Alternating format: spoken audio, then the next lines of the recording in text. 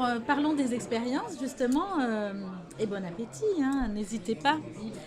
Des expériences qu'on peut vivre à bord des bateaux, par exemple, et est-ce que ces expériences qu'on peut vivre, les excursions qu'on peut faire à bord, enfin, en débarquant, bien évidemment, sont les mêmes que celles qu'on fait sur un voyage terrestre, par exemple? Elles vont être certainement différentes et plus courtes. Nous, on parlait tout à l'heure de motoneige obligatoirement. Nous, on va faire de la motoneige dans le nord de la Norvège, bien sûr, l'hiver. Ce qui est très intéressant, c'est que l'équipement est apporté à bord. On débarque lors d'une escale. Les motoneiges attendent. Les passagers partent sur leur motoneige, font tout un itinéraire et rejoignent le bateau à l'escale suivante en motoneige. Donc ça, c'est une expérience, bien évidemment, qui est extraordinaire de voir le bateau arriver et de l'attendre sur sa motoneige.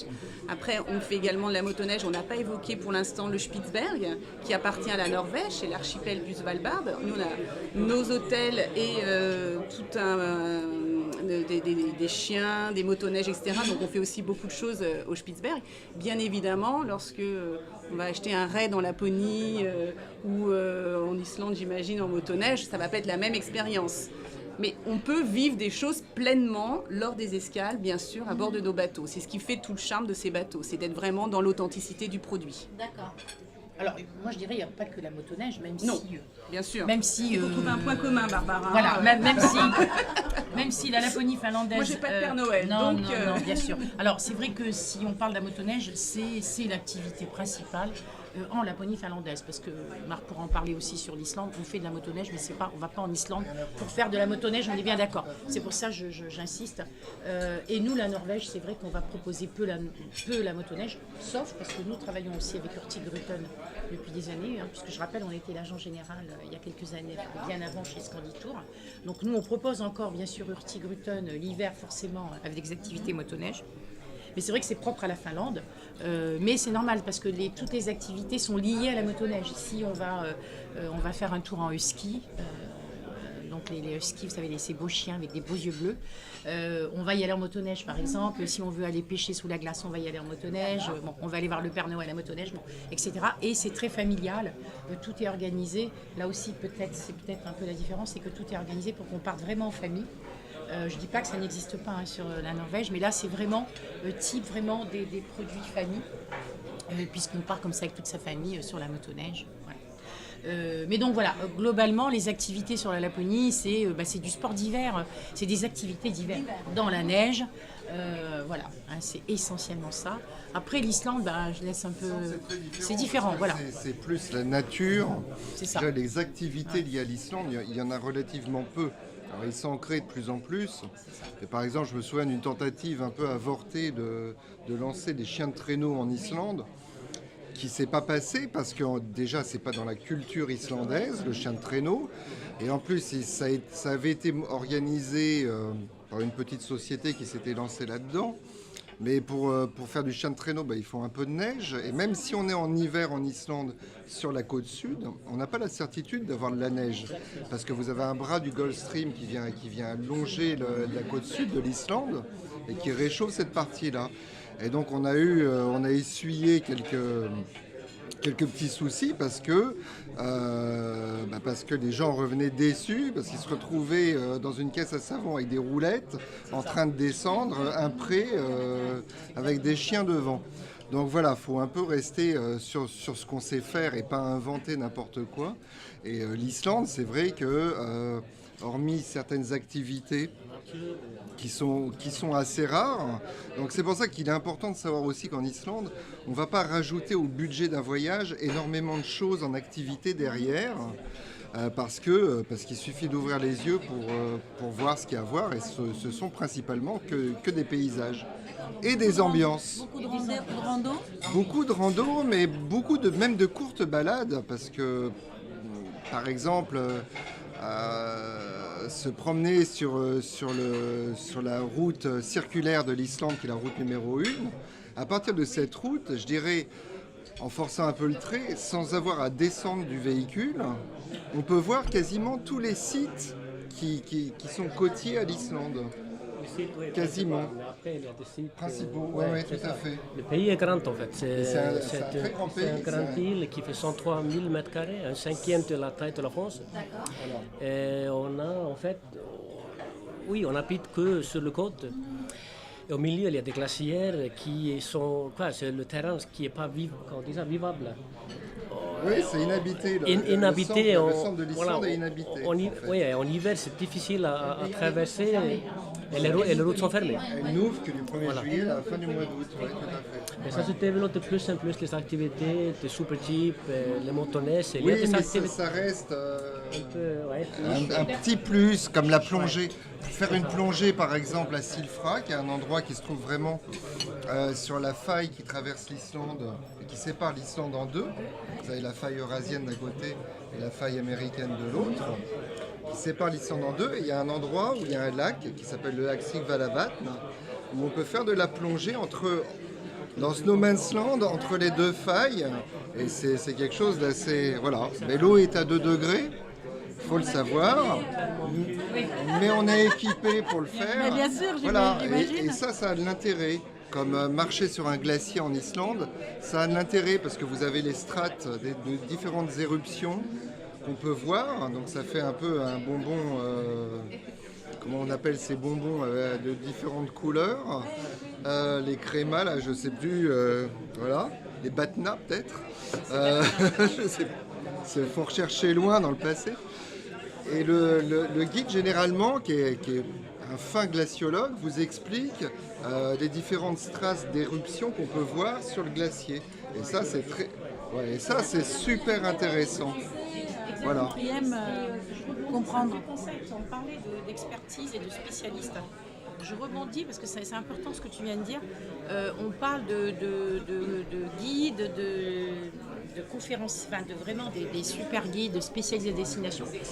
Des experts, attention là aussi, et là vraiment prévenir nos clients, les clients des agences, attention aussi. Il faut proposer des circuits avec des bons guides, c'est très important, qui connaissent la destination, des guides locaux. Quand je dis locaux, c'est très important d'avoir un guide qui vit en Islande. Hein. Je le confirme parce que là aussi, attention à ce qui est fait aujourd'hui sur le marché. On a vraiment besoin de guides et nous on fait très attention chez Scanditour, mais je sais qu'on n'est pas les seuls à avoir des vrais guides. Voilà. Alors, le gros avantage, et vous le savez aussi, c'est qu'on a des Français souvent qui vivent depuis 15 ans, 20 ans, 30 ans, donc amoureux des destinations, et du coup, c'est bien, ils accompagnent. Alors, non seulement ils parlent français, tant mieux, mais en plus, voilà, ils sont passionnés, mais en plus, ils connaissent évidemment la destination. Attention aussi à ça, c'est très important et voilà. Barbara, tu as absolument raison, et j'en veux pour preuve qu'il y a certains tour opérateurs, d'autres tour opérateurs, qui font venir des gens français pour accompagner et guider, ce qui est parfaitement interdit, comme en France.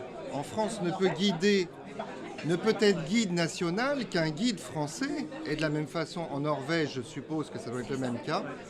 Et on trouve beaucoup d'accompagnateurs qui se transforment en guides, ce vers quoi d'ailleurs les guides islandais râlent pas mal, parce que en tous les cas, pour ma connaissance, je sais que les guides islandais, ils ont vraiment un niveau très aigu. Faut s'y connaître en glaciologie, faut s'y connaître en ornithologie, faut s'y connaître en spéléo, faut s'y connaître en géologie, enfin en plein de choses. Et donc c'est vraiment des études très poussées et accessoirement par les Français. Voilà. Aujourd'hui, avec l'accès au Internet, Google et compagnie, tu as le passager qui va vérifier tout ce que le guide va rencontrer pour vérifier si c'est bon ou pas, si c'est correct ou pas. Il y a un niveau d'exigence, c'est sûr. Qui est très élevé, voilà. Ouais.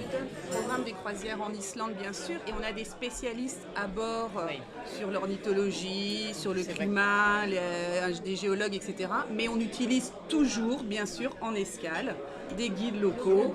C'est obligatoire et c'est ce qui donne également le complément d'information et c'est ce qui fait toute la différence.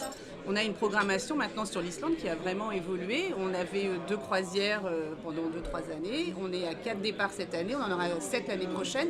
Donc il y a une demande en effet, même en croisière sur l'Islande, qui répond à une autre demande. C'est pas le même voyageur, c'est une autre segmentation, mais c'est très complémentaire. Et la destination s'y prête également très très bien. Alors, J'avais une petite question un peu poil à gratter. J'ai lu il y a quelques jours dans la presse qu'un des offices du tourisme d'une des destinations Grand Nord revendiquait le fait de ne plus vouloir de seniors. Quelle est la sociologie d'un voyageur français, alors en croisière, en Islande ou dans les pays que tu... Allez, vas-y. La segmentation de la clientèle sur le nord, alors nous on couvre bien sûr la Norvège, mais également, comme je disais, le Spitzberg, le Groenland, etc. C'est une clientèle senior, 55 et plus, et on a absolument besoin, c'est ce qu'on appelle senior maintenant. Hein. Oui, mais on a absolument besoin besoin de cette clientèle qui est dynamique, qui est formidable, et on ne peut pas aujourd'hui se passer de cette clientèle. Donc ça, c'est très important de le dire. Après, on a tous un rêve, c'est de rajeunir notre clientèle. En tout cas, pour Hurtigruten, c'est notre rêve. Et ça se fait naturellement. On parlait des produits hiver, ça attire une clientèle plus jeune. On fait des excursions maintenant, de la randonnée à bord. On part faire du cheval aux îles Lofoten lors des escales, etc. Donc ça s'y prête également. Mais il faut être très clair, la segmentation aujourd'hui pour Hurtigruten, et je pense ne pas être la seule autour de cette table, c'est une segmentation quand même 60 ans. Absolument. On adore nos clients de 60 ans qui sont dynamiques et on en a absolument besoin. Sinon, on va avoir du mal. Moi, pour ajouter, c'est exactement ça, Christine, et je confirme, notamment, on est tous d'accord, je crois, sur les circuits accompagnés. La clientèle circuit accompagné, c'est la même que les croisières, puisque nous aussi, on est spécialistes sur certaines croisières, notamment sur le Nord, et la clientèle n'est pas vraiment jeune, il faut le dire. Donc, rajeunir la clientèle sur les circuits accompagnés, je ne vois pas comment on peut faire, mais donc on a besoin effectivement de cette clientèle. Peut-être que sur, je dirais, je vais parler de la Laponie finlandaise, comme ça je te laisserai l'Islande. La Laponie finlandaise, c'est vrai que l'hiver, on va avoir une clientèle un peu différente, un peu plus jeune peut-être. Pourquoi ? Parce qu'on part beaucoup en famille. Souvent les périodes de Noël, c'est les grands-parents qui partent avec les petits-enfants. Et puis après, bien sûr, c'est des groupes d'amis, c'est des familles. Elle est peut-être un peu plus jeune sur la Laponie. Mais franchement, le reste, je suis entièrement d'accord avec toi, Christine. Alors après, nous, on rajeunit aussi la clientèle avec nos autotours, avec le à la carte. Mais ça, je crois que tu peux dire la même chose sur l'Islande. Voilà. Sur l'Islande, c'est assez particulier. Enfin, c'est assez particulier, pas vraiment, mais ça a eu une particularité en tous les cas. C'est que nous, pour Island Tour, on a à peu près 80% de notre clientèle qui part sur des autotours. Donc, vraiment sur des voyages quasiment à la carte. Et pour le reste, dans les voyages accompagnés, je dirais, ça va se segmenter en deux types de voyages. On va avoir des voyages effectivement classiques avec ces seniors en restant sur le pourtour de l'île, avec ce qu'il y a de plus attendu. Et après, des voyages un peu plus axés sur le trekking, avec un hébergement plus rustique, voire avec du camping, du bivouac. Et là, on va toucher des gens un peu plus jeunes. Mais encore une fois, pour nous, 80%, c'est vraiment de l'individuel. Et les 20% restants, ça reste sur des voyages de groupe. Par contre, ce qu'on essaie de faire, et c'est assez difficile parce que ça représente un coût important, c'est de rester sur des maximums de 15 personnes. Et là, du coup, voilà, des petits groupes, mais sachant qu'un guide en Islande, c'est extrêmement cher. Un guide, c'est de l'ordre de 1000 et plus, 1000 € et plus, un bon guide. Donc, et surtout, si tu veux, qu'il parle français. Donc, oui, et sans compter son hébergement, sans compter pas mal de choses. Donc les prix explosent littéralement. Tu as vu l'apparition d'une clientèle qui échappait et aux spécialistes et aux généralistes, clientèle de millennials qui prendraient leur billet de façon individuelle. Oui, on peut parler d'une explosion de tourisme en Islande à partir de 2008 avec la crise financière. Avant, Islande, c'était plus une destination plus pour le troisième âge, les spécialistes de la randonnée, c'était plus Nice. À partir de 2008, avec la crise financière, la couronne islandaise a perdu la moitié de sa valeur. Islande est finalement devenue une destination abordable, pas trop chère. Après, bien sûr, en 2010, avec le fameux volcan Eyjafjallajökull, l'éruption, ça a vraiment mis Islande sur la carte. Et là, Il y a une notoriété d'Islande à ce moment-là. Tout le monde a su où était l'Islande. Alors qu'avant, c'était quand même un peu flou, je pense. C'était énorme pour le pays. Absolument. Enfin, en tous les cas, ça a permis de localiser, tout à fait comme tu dis, de localiser qu'il y avait un pays qui s'appelait l'Islande, qui faisait des grosses éruptions. Mais bon, ça on le sait, que c'est bien volcanique. Mais on sait où c'est. Alors autant ça avait un côté un peu négatif malgré tout dans la foulée, autant après ça a permis de le localiser. Et je dirais qu'on a eu une... Et là en 2016, on a eu une sorte de contre-coup, je dirais inverse, où on a vu cette fois non pas l'Islande, mais les Islandais, avec la Coupe d'Europe où ils sont arrivés en quart de finale. Et du coup on s'est dit, ah ben non seulement ils ont des volcans dans ce pays, mais en plus ils ont une équipe sympa, avec des Islandais sympas qui font du clapping. Et voilà, et du coup c'est reparti différemment. Vous faites beaucoup d'éduc tours en fait. Il n'y a pas une quinzaine sans un éduc tour dans un des pays. C'est quoi, c'est des voyages d'émission. Oui. Des voyages. Des missions contractées. Après, ça dépend, mais il y a des éducteurs, bien sûr, quand on accompagne des fois les agences, c'est plus les commerciaux, mais ça nous arrive. Et moi, quand je peux, enfin, on l'a fait sur la Scandisland il n'y a pas longtemps. Moi-même, quand je peux, on accompagne les agences, mais après, on a nos voyages pour acheter, enfin, pour découvrir des nouveaux endroits et pour acheter, etc. Mais c'est vrai que. Ouais. C'est aussi, on a besoin de former la distribution. En fait, c'est. Elle a raison, Christine. On parlait de l'image tout à l'heure, c'est cher, on parlait des températures, etc. Il y a une image quand même de ce nord. Déjà, c'est le nord. C'est le nord, voilà. Et surtout, souvent, il y a un frein de la part de